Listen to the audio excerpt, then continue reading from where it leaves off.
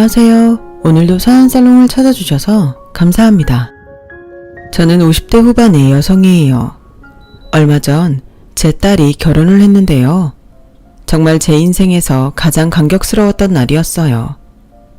딸 옆에 있는 사위를 보며 그저 우리 지은이 힘들지 않게 편하게 해달라고 속으로 빌고 또 빌었네요. 오늘이 있기까지는 많은 사연이 있었답니다. 저는 사실 딸이 다 커서야 만날 수 있었어요. 딸이 어릴 적에 할 수 없이 떨어져 살아야만 했죠. 저는 시골에 없는 집에서 태어나서 간신히 고등학교를 졸업했어요. 아버지가 고등학교 안 보내려는 걸 엄마가 요즘 세상에 중학교만 나와서 뭘 해먹고 사냐고 몇 날 며칠을 설득하셨거든요. 그 덕에 저는 고등학교를 나와서 서울의 한 외국어학원 접수창고에 취직할 수 있었어요. 제가 성격이 명랑한 편이어서 복도나 교무실 청소할 때 모르는 선생님들한테도 꼬박꼬박 인사 잘했더니 그걸 눈여겨보신 고3 담임 선생님이 친구를 통해 소개해 주셨어요. 지숙이 너라면 뭐든 잘할 수 있을 거다. 처음 사회생활 하는 거니까 힘들어도 참고 잘해봐. 네가 어떻게 하느냐에 따라서 다음에 더 좋은 일도 할 수 있어. 감사합니다 선생님. 선생님 걱정 안 끼치게 잘할게요. 라며 감사 인사를 드렸어요. 처음에는 모든 게 낯설고 서툴러서 하루가 어떻게 지나가는지도 몰랐어요. 하루에 두세 번은 실수하고 선배한테 혼나고 과장님한테 불려가기도 했고요. 한 달 등록하는 수강생하고 3개월이나 6개월 등록하는 수강생 할인율을 헷갈려서 뒤죽박죽이 된 날도 있었어요. 그때는 진짜 이제 잘리겠구나 싶어서 눈앞이 캄캄했죠. 취직했다고 무뚝뚝한 아버지한테 보란듯이 잘난 척하고 올라왔는데 벌써 백수가 됐다고 하면 뭐라고 하실까 별별 생각이 다 들었어요. 그런데 의외로 선배님이 과장님한테 전체적으로 정리가 잘 안 됐었다며 자기가 책임지고 하겠다고 하더라고요. 과장님도 조금 책망은 하셨지만 크게 뭐라고 하지 않으셨어요. 평소에는 깐깐하고 영수증 관리 하나만 잘 못해도 난리 나던 선배가 먼저 나서서 수습하니 어리둥절했어요. 물론 제 실수라고 안 하고 접수대가 너무 바빴다며 감사준 건 정말 고마웠죠. 이건 내가 너한테 제대로 주의 주지 못한 책임도 있으니까 내가 하겠다고 한 거야. 그리고 처음 시작할 때 누구나 다 실수는 해. 그 다음에 어떻게 하느냐가 더 중요하지. 이번만 봐주는 거니까 앞으로 이러면 안 된다. 진짜 고마워요 언니. 난 언니가 맨날 야단만 쳐서 저 진짜 싫어하는 줄 알았어요. 앞으로는 정신 똑바로 차리고 잘할게요. 일을 배워야 되니까 싫은 소리도 하는 거지. 좋은 말만 들으면 일이 안 느니까 그러는 거야. 그리고 너 여기 직원들은 학원 수업 저렴하게 들을 수 있는 거 알아? 웬만하면 일 끝나고 놀지 말고 영어 강의 괜찮은 건 들어봐. 잘 모르면 기초부터 들으면 되니까. 외국어를 배우라고요? 저는 여기서 공부할 생각은 안 해봤는데요. 그리고 저 고졸인데 그런 거 따라갈 수 있을까요? 시작해보지도 않고 미리 겁먹지 말고 일단 들어봐. 너나 나는 고졸이니까 오히려 더 실력을 쌓아야지. 나중에 뭘 도전이라도 해보지. 안 그러면 우리한테는 기회도 안 올걸? 그 언니는 이미 학원에서 영어와 일어를 듣고 있었어요. 생각해보니 퇴근 후에 가끔 쇼핑하거나 영화를 보려고 근처를 돌아다닐 때 언니가 혼자 식당에서 밥을 먹고 학원으로 들어가곤 했었죠. 그게 다 수업을 들으려고 저녁 먹고 1층 로비에서 공부를 하는 거였더라고요. 옆에 그런 사람이 있으니 저도 점차 마음 자세가 달라졌어요. 저는 우선 가장 쉬운 영어 기초 회화부터 등록했어요. 학교 다닐 때 영어 공부를 하나도 안 했어서 제가 얼마나 할 수 있을지 겁이 났거든요. 어차피 졸업하면 어디 가서 잡일이나 하고 돈이나 좀 벌 거라는 생각에 수업 시간에는 항상 딴 생각만 하고 집중을 안 했던 것 같아요. 학원에서 다시 시작한 영어 공부는 생각보다 재미있었어요. 회화 위주이다 보니 학교에서 배웠던 것처럼 딱딱하고 어렵지 않았죠. 그렇게 다시 시작한 공부는 점점 불이 붙어서 계속하게 됐어요. 친구 따라 강남 간다고 저는 그 언니를 따라서 방송통신대학도 다녔어요. 언니가 공무원 시험에 합격해서 학원을 그만둘 때까지 거의 붙어 있었던 것 같아요. 제가 학원에서 일한 지도 2년이 넘었을 때였죠. 지수가, 너도 다른 회사 면접 한번 알아봐. 여기 학원에서만 계속 있기에는 시간이 아깝잖아. 라는 언니의 말에 저는 여기저기 취직 공고가 나온 것을 찾아봤어요. 그러다가 어느 무역회사에서 경리를 뽑는다길래 용기를 내서 지원을 했고, 다행히도 제가 합격을 했어요. 저 말고도 몇 명이 더 면접을 봤는데 제가 되다니 정말 꿈만 같더라고요. 회사는 규모가 크지는 않았지만 꽤 탄탄하고 실속이 있었어요. 그 당시 중소기업 경리직이 다 그랬던 것처럼 제 업무는 경리만이 아니라 회사의 모든 잡일을 다 해야 했어요. 그러다 보니 야근을 하는 날이 많았고 학교 공부도 뒤처지게 됐어요. 저는 안 되겠다 싶어서 회사에서 틈틈이 공부를 하기 시작했죠. 여기까지 어떻게 왔는지 생각하면 포기할 수가 없더라고요. 그리고 학교를 졸업할 무렵에는 1년 정도 사귀고 있던 사람과 결혼을 하게 됐어요. 남편은 저와 같은 방통대 경영학과였고 그동안 몇 번 인사를 했었죠. 유통회사를 다니고 있었는데 공부를 더 하고 싶어서 왔다고 하더라고요. 시어머니는 예전에 중학교 교사였다고 하는데 그래서인지 깐깐한 느낌이었어요. 그래도 제 학력이나 집안 가지고 뭐라고 안 하셔서 마음이 놓였어요. 저는 결혼하고 얼마 안 돼서 회사를 그만뒀어요. 계속 다니고 싶었지만 회사에서 결혼 전부터 그만두라고 은근히 눈치를 주더니 아주 대놓고 다른 사람 뽑는다고 통보를 하더라고요. 힘든 거 다 이겨내며 다녔던 회사라 그만두게 돼서 마음이 착잡했는데 남편은 위로는커녕 불평만 했어요. 아니 뭐 그렇게 가차없이 자르냐? 그 회사도 참 너무하네. 하긴 회사가 어느 정도 수준이 있어야 여사원 자리도 보장이 되는 거지. 워낙 이름도 없는 회사라 그런가 보네 뭐. 서울에서 좀 괜찮은 데 가려면 고졸이라도 학교가 좀 괜찮은 데여야지. 안 그래도 속상한데 남의 상처 후배 파는 거야? 당신 나온 대학도 좋은 데도 아니면서 뭐 그렇게 따지고 그래. 그래도 난 수도권 대학이야. 엄연히 다르지. 근데 그냥 이렇게 집에 눌러 앉을 건 아니지? 취직할 때 알아볼 거지? 라는데 저는 너무 속이 상했어요. 하지만 저 역시 빨리 내 집도 갖고 싶었고 일도 하고 싶어서 취업 자리를 알아봤죠. 결혼했다고 하니 면접 자리를 갖는 것도 쉽지 않았어요. 어쩌다가 면접에 가도 이세 계획이 있냐? 애 낳으면 못 다닌다.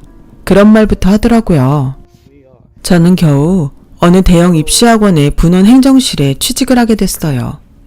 전에도 학원에서 일을 했고 격리는 워낙 익숙한 일이라 금방 적응했어요. 저를 힘들게 하는 건 집안일과 시어머니였어요. 사람이 안에서 잘해야 밖에서도 잘 된다고. 집안일 소홀히 하면서 바깥일만 잘하는 거 다 소용없다. 네가 주부로서 할 일은 다 해놓고 다녀라. 행여나 민식이 뭐 시킬 생각하지 말고 주말마다 우리 집 오는 것도 빼먹지 말고 이번 주에는 대청소할 거니까 일찍 와라. 라며 쉴 틈을 주질 않았어요. 저는 하루 종일 일을 하고 녹초가 돼서 집에 와 청소를 하고 빨래를 하고 밥을 해야 했어요. 남편은 손가락 하나 까딱 안 하고 자기 마음에 안 들면 투덜대기만 했죠. 밥은 좀 제때제때 먹자. 하루 종일 일하고 와서 피곤하고 배고픈데 저녁까지 늦게 먹어야 되겠냐? 그리고 반찬 좀 바꿔. 어떻게 맨날 된장찌개야. 그럼 밖에서 좀 먹고 와. 아니면 청소라도 좀 돕던가. 청소하고 빨래하고 밥하는 게 어디 쉬운 일인 줄 알아? 이 사람 말하는 것 좀 봐. 누구 보고 청소를 하래. 이건 당연히 당신이 해야 될 일이잖아. 그것도 못하겠다고 징징대고 싶냐? 그리고 뭐? 밖에서 먹고 와? 돈이 어디서 솟아나냐? 말도 안 되는 소리 하고 있어. 시어머니고 남편이고 그렇게 꽉 막혔는지 미처 몰랐어요. 평일이고 주말이고 회사 일에 집안일, 시댁일까지 잠시도 쉴 틈이 없었죠. 다 없던 일로 하고 전부 때려치고 싶을 때가 한두 번이 아니었어요. 그러다가 저는 아이를 가지게 됐고 이제 이혼도 못하겠다는 생각이 들더군요. 그전까지는 정말 여차하면 짐 싸서 나가려고 했었거든요. 아이를 갖고서도 남편과 시어머니 태도에는 변화가 없었어요. 시어머니는 오히려 더 다그쳤어요. 애 가지고 늘어지면 게을러지기만 하고 좋을 거 하나 없다. 집안일 건성으로 할 생각 말고 민식이 먹는 것도 더 잘 챙겨라. 여자들 애 생기면 남자들한테 소홀해지는데 그거 못 쓰는 거야. 이번 주에는 김장 담글 거니까 장 좀 봐라. 시어머니는 단 한 번도 따뜻한 말을 해준 적이 없고 늘 명령조였어요.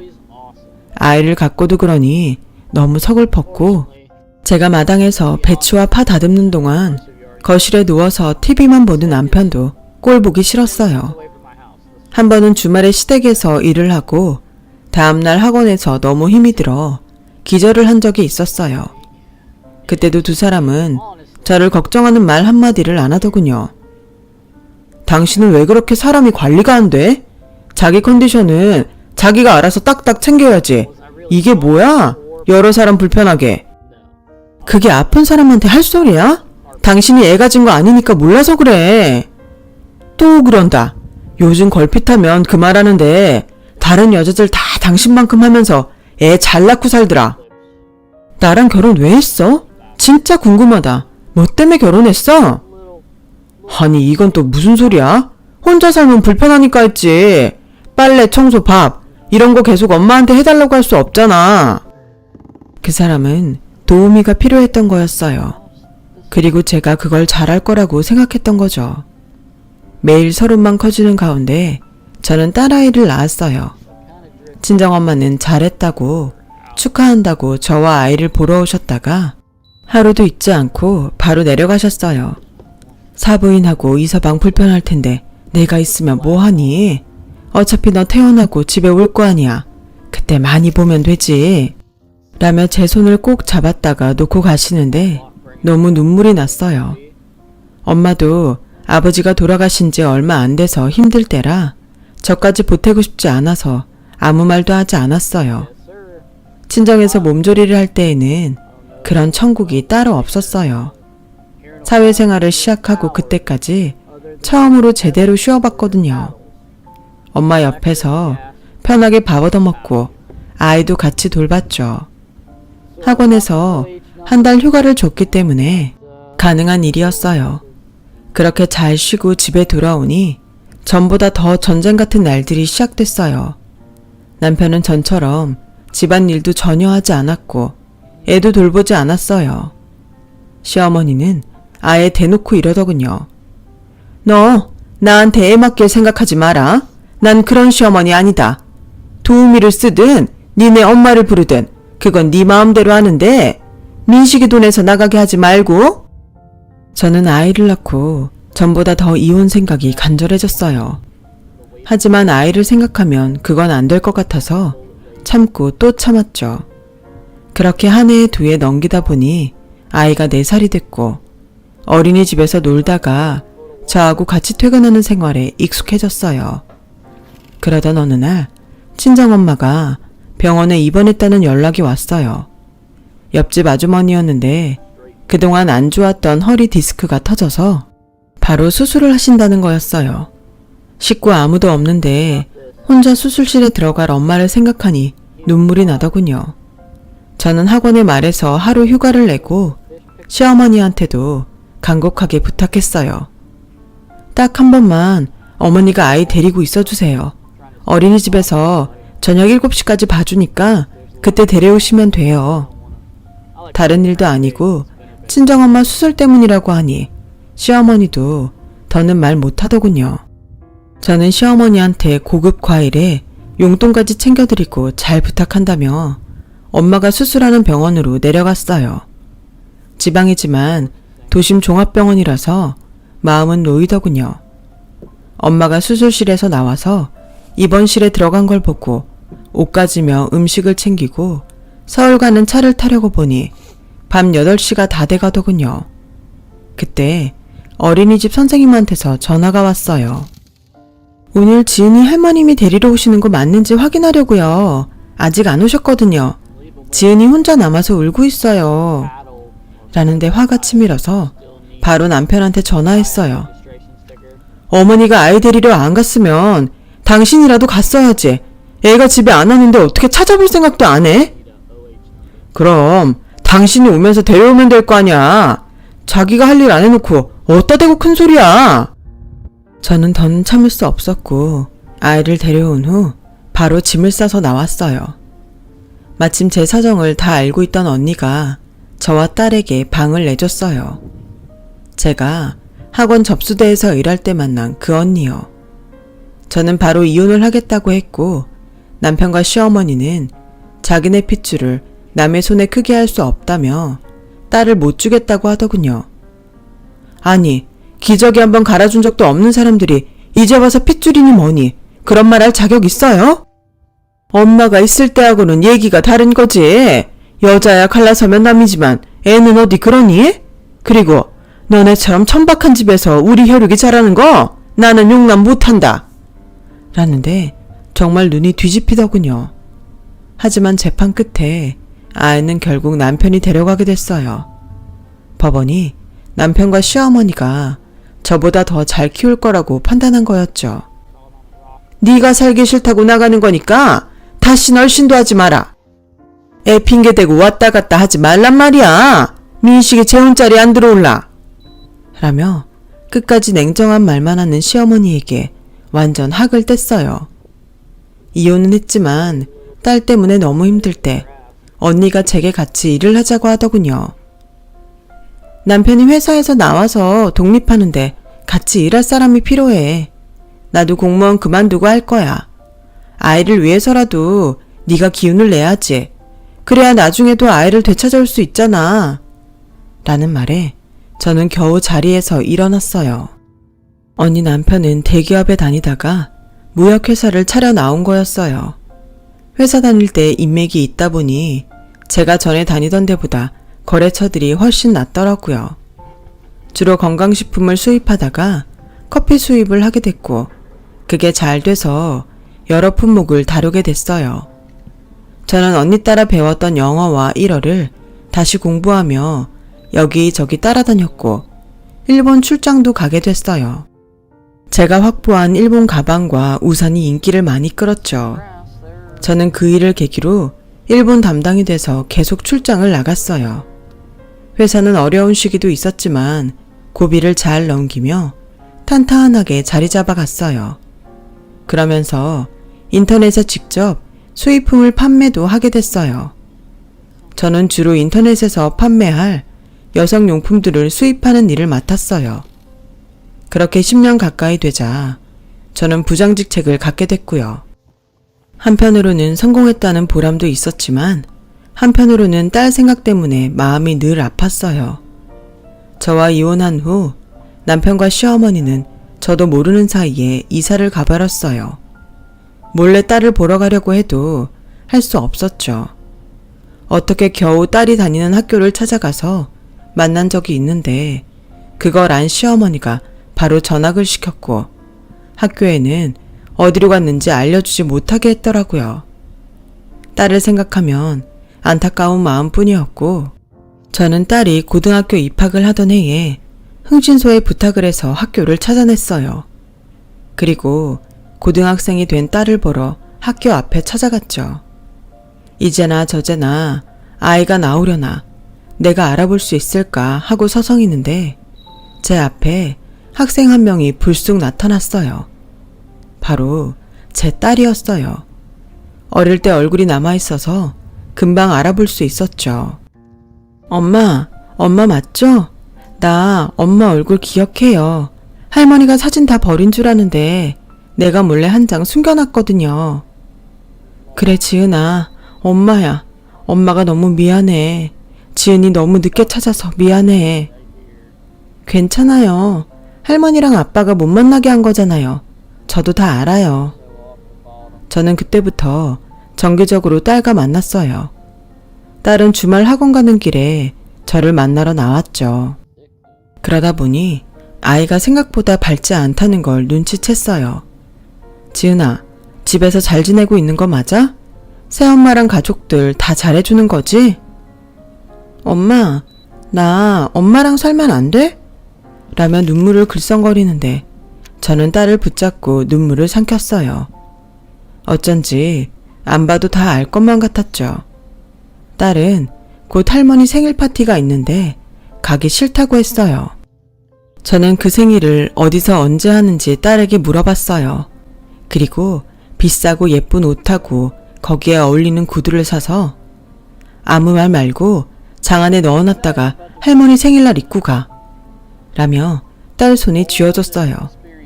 당시 저희 회사가 유통회사 인수권으로 바빴는데 그게 전 남편 직장이거든요. 저도 다 생각이 있었죠. 며칠 후 시어머니 생일날이 되었어요. 저는 딸이 알려준 한정식 식당에 가서 시어머니 생일 예약석 건너편에 앉았어요. 딸이 제가 사준 옷과 구두를 입고서 말없이 앉아있는 게 살짝 보였어요. 칸막이 건너로 들리는 얘기들을 들어보니 제 딸한테는 누구 하나 말도 안 붙이더군요. 그러다가 시어머니가 하는 말이 들렸어요. 지은이 너 그 옷은 어디서 났냐? 니들 애한테 이런 거 사줬니?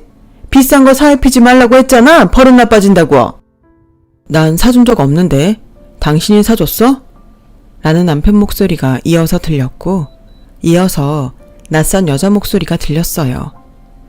아니, 내가 돈이 어디 있다고 성욱이 사줄 돈도 없는데 지은이 사줄 게 어딨어? 너 이거 어디서 났어? 선물 받았어요. 누가 너한테 이런 비싼 걸 선물해? 그럴 사람이 어딨다고? 너 바른 대로 얘기해. 어디서 훔친 거 아니야? 안 훔쳤어요. 선물로 받은 거 맞아요. 라며 딸이 또랑또랑한 목소리로 말하자 시어머니가 혀를 차며 얘는 니들이 한시도 마음 놓으면 안 된다.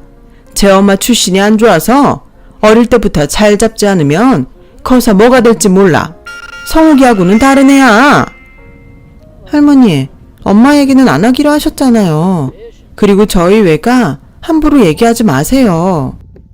어머, 얘 버르장머리 좀 봐. 내가 너 그렇게 가르쳤니? 누가 보면 괴물아서 애 교육도 제대로 안 시킨 줄 알겠네. 어머니, 죄송해요.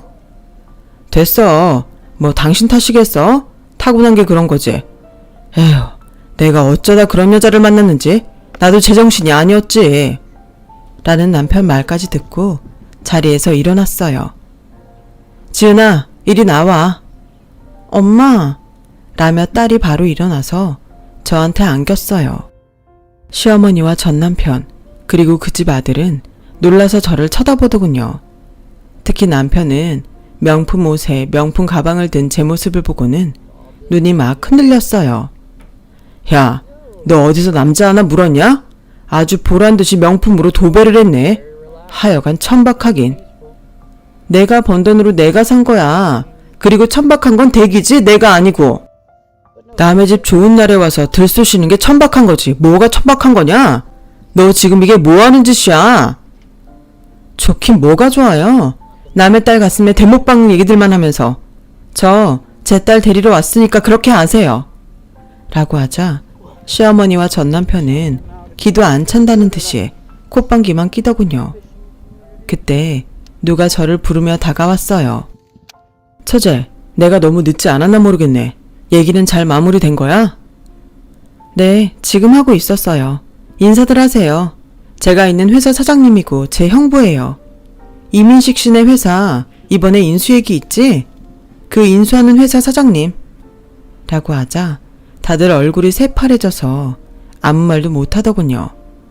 저와 언니는 전보다 더 가까워지면서 정말 친자매처럼 가까워졌고 자연스럽게 사장님도 형부라고 부르게 됐거든요. 저 그 회사 부장이고요. 그땐 제가 댁들보다 딸 키울 형편 안 된다고 뺏겼지만 이젠 그렇게 못합니다. 그리고 지은이가 저하고 살기 원하고요. 해볼 테면 해보세요. 이제 법원도 당신들 편 안 들어줄 테니까. 아니 정말 우리 회사 인수하는 거 맞아? 지금 둘이 짜고서 속이는 거 아니야? 애는 안중에도 없고 자기 아니만 생각하는 전 남편에게 형부는 확인해 보라며 자기 명함을 건넸어요. 남편은 명함을 보며 덜덜 떨고 시어머니도 입도 뻥긋 못하는 사이에 저는 딸 손을 잡고 형부와 함께 식당을 나오면서 한마디 했어요. 늙은 어머니 생일 호텔에서 해주지도 못하고 평생 말단 사원하면서 잘난 척 좀 그만해.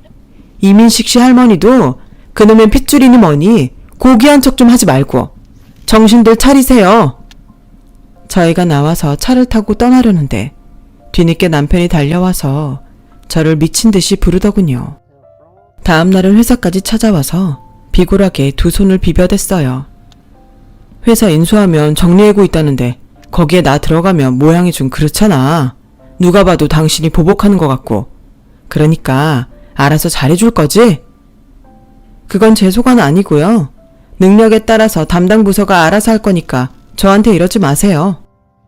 여보, 제발 이러지 말고 확인 한 번만 시켜줘. 담당자 누군지 만나게 해줘. 누구 보고 여보래? 댁의 마누라는 댁 집에 있잖아. 당장 나가지 못해? 경비 부를까? 여기요, 누가 이 사람 좀 내보내요.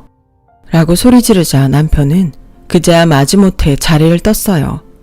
그 후에도 남편과 시어머니가 몇 차례 연락을 했지만 저는 한 번도 받지 않았고 남편이 다니던 회사는 저희 회사에 인수됐어요. 남편은 근태불량으로 정리 1순위에 올라 있었다고 해요. 남편은 회사에서 잘리고 집을 정리해 지방 어디로 갔다고 하더라고요. 그 뒤로는 소식을 듣지 못했어요. 그때부터 저는 딸과 같이 살게 됐고 이렇게 결혼까지 무사히 치러줬네요. 결혼식장에 딸 손은 형부가 잡아줬고요. 앞으로도 우리 식구들 더 행복해질 일만 남았어요. 그러기 위해서 계속 노력할 거고요. 제 사연은 여기까지예요. 긴 얘기 들어주신 분들 모두 감사하고요. 다들 건강하시고 행복하세요. 오늘도 좋은 하루 보내시고요. 여러분, 사연 댓글에 응원과 현명한 조언 부탁드려요. 좋아요와 구독은 저에게 큰 힘이 됩니다. 오늘도 좋은 일 가득하세요.